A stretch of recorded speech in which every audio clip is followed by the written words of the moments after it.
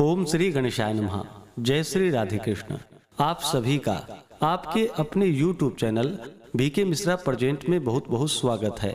आइए आज आप सब जानेंगे आषाढ़ मास शुक्ल पक्ष वर्ष 2024 देवशयनी एकादशी व्रत के शुभ मुहूर्त के बारे में, पारण समय के बारे में, पारण कब और किस चीज से किया जाएगा, इस दिन क्या करना चाहिए नहीं करना चाहिए, और फिर सुनेंगे देवशयनी एकादशी व्रत की कथा। आप सभी भक्तों को देवशयनी एकादशी व्रत की ढेर सारी शुभकामनाएं। आप सभी के जीवन में लक्ष्मी नारायण की कृपा से आप सभी को सभी प्रकार के सुख और समृद्धि की प्राप्ति हो। आषाढ़ मास शुक्ल पक्ष की एकादशी को इसे देवशयनी एकादशी, विष्णु शयनी एकादशी, हरि शयनी एकादशी और पद्मा एकादशी के नाम से जाना जाता है। यह व्रत भगवान विष्णु को अत्यंत प्रिय होता है। इस दिन से भगवान विष्णु 4 महीनों के लिए जो कि योग निद्रा में चले जाते हैं। कहा जाता है कि भगवान विष्णु इस दौरान पाताल लोक में राजा बलि के पास निवास करते हैं। जो भी भक्त सच्ची श्रद्धा के साथ, नियम और निष्ठा के साथ देवशयनी एकादशी, पद्मा एकादशी का व्रत धारण करते हैं, इस दिन भगवान विष्णु और माता लक्ष्मी का पूजन करते हैं। इस दिन भगवान का शयन कराते हैं और 4 महीनों के लिए नियमों का पालन करते हैं। इससे व्यक्ति के सभी प्रकार के पाप और ताप नष्ट हो जाते हैं तथा जब व्यक्ति के पापों का नाश होता है तभी उनके पुण्य उदित हो पाते हैं। उसके बाद ही सांसारिक सुखों की प्राप्ति हो पाती है। यह व्रत करने वाला व्यक्ति कष्ट नहीं पाता है। इस दिन भगवान का पूरे विधि विधान के साथ पूजन करना चाहिए, कथा श्रवण करनी चाहिए, भगवान विष्णु को शयन करवानी चाहिए। शयन के लिए जो कि मुलायम तकिया, बिछावन, पलंग आदि तैयार करके भगवान विष्णु का अच्छा प्रकार से शयन करवाना चाहिए। इससे भगवान विष्णु अपने भक्तों पर अति प्रसन्न होते हैं, अपने भक्तों के सभी प्रकार के दुख और कष्टों को दूर कर देते हैं, सुख और समृद्धि का आशीर्वाद प्रदान करते हैं और अंत में भगवान विष्णु की कृपा से वैकुंठ धाम की प्राप्ति होती है। तो आइए जानते हैं देवशयनी एकादशी व्रत के शुभ मुहूर्त पारण समय के बारे में। एकादशी तिथि प्रारंभ समय 16 जुलाई 2024 दिन मंगलवार रात्रि 8:35 और एकादशी तिथि की जो समाप्ति है वह 17 जुलाई 2024 दिन बुधवार रात्रि 9:04 पे सूर्योदय व्यापनी के अनुसार, जो कि इस बार 17 जुलाई 2024 दिन बुधवार को सभी भक्तजन व्रत को धारण करेंगे। व्रत का पारण 18 जुलाई को किया जाएगा। एकादशी व्रत का पारण जो कि हरिवासर समाप्त होने के बाद करनी चाहिए। हरिवासर का समय द्वादशी तिथि का पहला चौथाई हिस्सा हरिवासर का होता है। इसे छोड़ करके व्रत का पारण करना चाहिए। द्वादशी तिथि की शुरुआत जो कि 17 जुलाई की रात्रि 9:05 पे है और इसकी समाप्ति 18 जुलाई गुरुवार की रात्रि 8:45 पे द्वादशी तिथि की समाप्ति है। तो भक्तजन व्रत का पारण 18 जुलाई को सुबह 5:35 से सुबह 8:21 तक सभी भक्तजन व्रत का पारण करेंगे।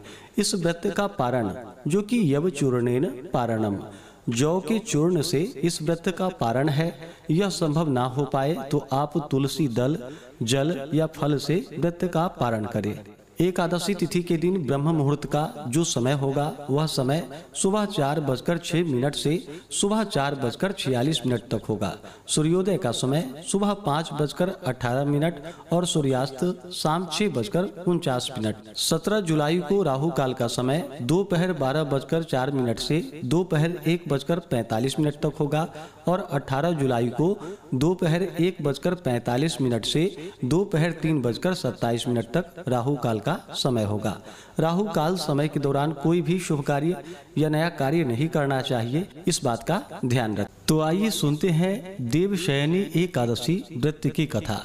अगर आप एकादशी व्रत के उपलक्ष्य में ब्राह्मण दक्षिणा, अन्नदान, वस्त्रदान आदि के लिए देना चाहते हो तो आप अपनी श्रद्धा और सामर्थ्य के अनुसार हमें डिस्क्रिप्शन में जाकर के वहां से गूगल पे, फोन पे या अकाउंट नंबर के माध्यम से आप अपनी श्रद्धा और सामर्थ्य के अनुसार हमें ब्राह्मण दक्षिणा प्रदान कर सकते हैं। तो आइए सुनते हैं देवशयनी एकादशी व्रत की कथा। तो बोलिए प्रेम से भगवान विष्णु की जय, माता लक्ष्मी की जय, एकादशी माता की जय, भगवान श्री कृष्ण की जय, सर्व देवी देवता की जय। एक समय की बात है, एक बार युधिष्ठिर ने भगवान श्री कृष्ण से कहा कि हे भगवान, आषाढ़ मास के शुक्ल पक्ष की एकादशी का क्या नाम है और इसका क्या महात्म्य है? उस दिन किस देवता की पूजा किस विधि से करनी चाहिए, कृपा करके यह बतलाइए। भगवान श्री कृष्ण ने कहा कि हे युधिष्ठिर, इसके विषय में मैं एक आख्यान आपको सुनाता हूँ जो कि बड़ा ही प्रसिद्ध है, जिसको नारद जी ने अपने पिता ब्रह्मा जी से जाना था। ब्रह्मा जी ने कहा कि हे पुत्र, तुमने उचित प्रश्न किया है, क्योंकि एकादशी से उत्तम कोई दूसरा व्रत नहीं है। पापों से मुक्त होने के लिए यह व्रत अत्यंत ही उत्तम है। जो मनुष्य इस व्रत को नहीं करते वे अवश्य ही नरक के भोग के अधिकारी होते हैं। अब आषाढ़ मास के शुक्ल पक्ष की एकादशी का महात्म्य तुम ध्यान पूर्वक सुनो। इस व्रत को किस प्रकार करना चाहिए?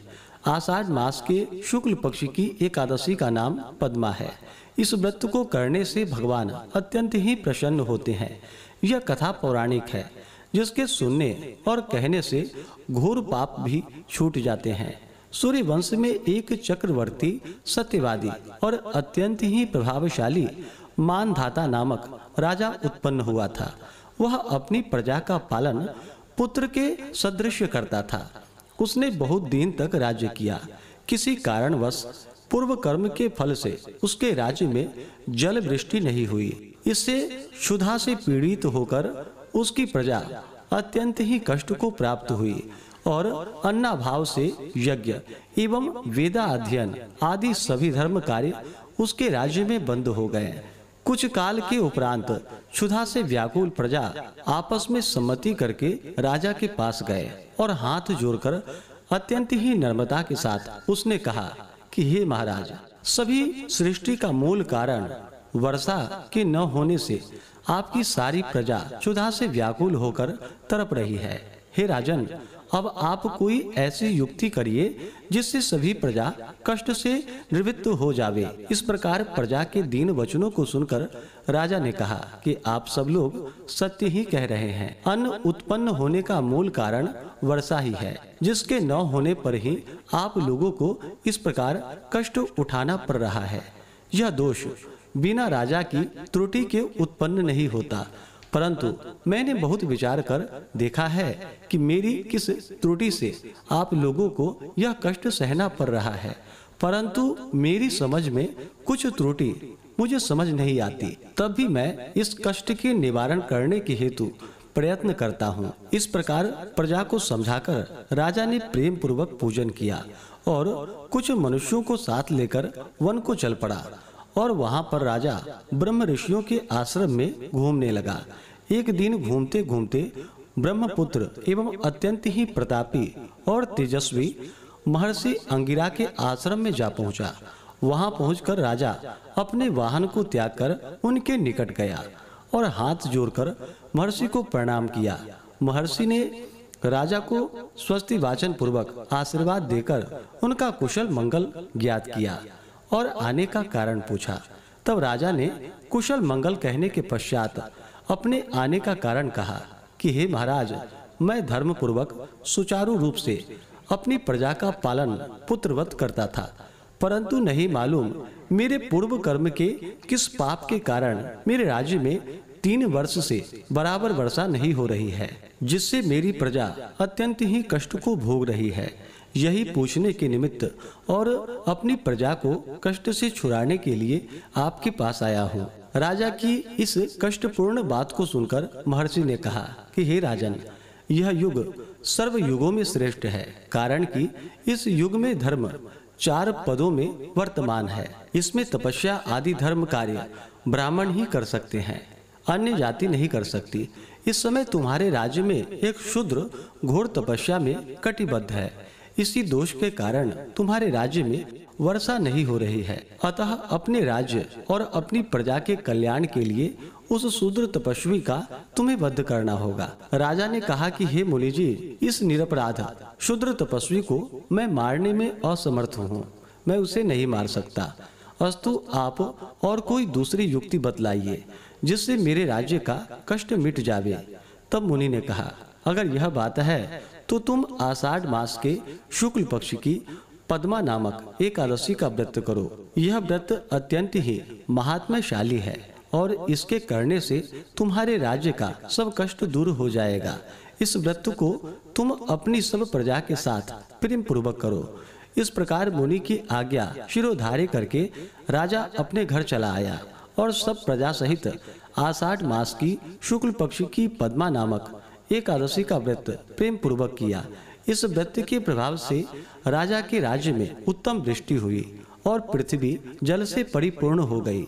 भगवान की कृपा से प्रजा कष्ट मुक्त हो गई। इसलिए इस व्रत को सभी मनुष्यों को करना चाहिए। यह व्रत मुक्ति को प्रदान करने वाला एवं अत्यंत ही पुण्य फल को देने वाला है। इसको पढ़ने और सुनने से मनुष्यों के घोर से घोर पाप नष्ट हो जाते हैं। तो बोलिए प्रेम से भगवान विष्णु की जय, माता लक्ष्मी की जय, एकादशी माता की जय, भगवान श्री कृष्ण की जय, सर्वदेवी देवता की जय। इसी प्रकार से जो भी भक्त सच्ची श्रद्धा के साथ नियम और निष्ठा के साथ देवशयनी एकादशी, पद्मा एकादशी का व्रत धारण करते हैं तो उनके सभी प्रकार के पापों का नाश होता है। जो भी भक्तजन व्रत को धारण करने वाले हैं उन्हें व्रत के लिए दशमी के दिन से ही व्रत में नियमों का पालन करना चाहिए। दशमी तिथि के दिन सूर्यास्त होने से पहले ही भोजन ग्रहण कर लेनी चाहिए। उस दिन चावल ग्रहण नहीं करनी चाहिए। शुद्ध और सात्विक आहार ही ग्रहण करनी चाहिए। विशेष करके हविष्यान्न भोजन ग्रहण करने का विधान है, जैसे कि जौ, गेहूं, मूंग, गौघृत, शर्करा, काली मिर्च आदि का प्रयोग करके भोजन ग्रहण करना चाहिए। दशमी की रात्रि ब्रह्मचर्य का पालन करते हुए भगवान विष्णु के नामों का एकादशी व्रत का स्मरण करते हुए सोना चाहिए। एकादशी की सुबह उठ करके नित्य क्रियाओं से निवृत्त होकर के गंगा नदी में या घर के नहाने के पानी में थोड़ा सा गंगा जल मिला करके स्नान करना चाहिए।